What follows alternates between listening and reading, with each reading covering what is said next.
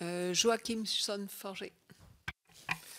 Monsieur le représentant spécial, merci de votre magnifique intervention. J'aurais deux questions courtes, très liées. C'est d'abord, vous avez exprimé avec justesse l'avantage du G5 Sahel, c'est-à-dire la capacité d'une intervention transfrontalière.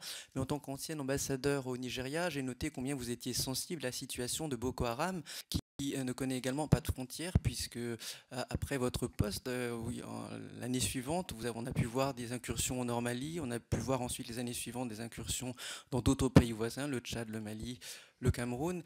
Et j'aimerais savoir quels moyens nous pouvons déployer pour la sécurité de ce pays qui est sous la bande sahélienne, mais qui, comme vous le savez, a une démographie très importante, des ressources très importantes et qui doit faire partie de nos préoccupations. La deuxième question, elle fait écho à votre compréhension du problème de gestion de l'eau qui est étroitement lié à la question du terrorisme dans la région.